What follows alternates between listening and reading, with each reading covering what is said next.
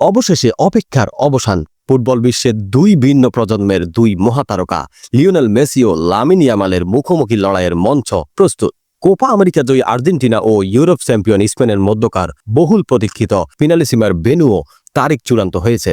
আগামী ৭ মার্চ কাতারের iconic Lusail স্টেডিয়ামে অনুষ্ঠিত হবে এই হাই ভোল্টেজ ম্যাচ।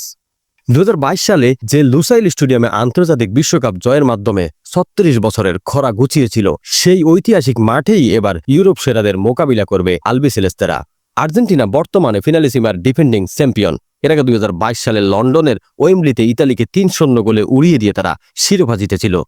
ইতিহাসের পাতায় এর আগে ১৯৮৫ সালে ফ্রান্স এবং ১৯৯৩ সালে আর্জেন্টিনা এই গৌরব অর্জন করে।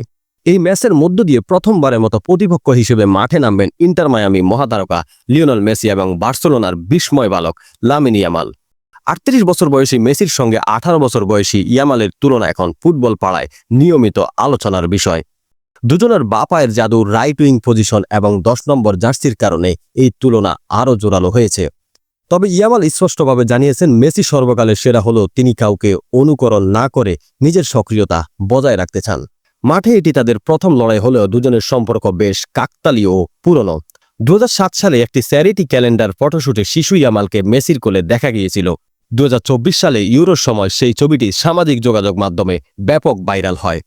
সেদিনের সেই শিশু ইয়ামালই এবার শ্রেষ্ঠত্বের মঞ্চে তার আইডল ও ফুটবল জাদুকর মেসির চ্যালেঞ্জার হয়ে মাঠে নামবেন।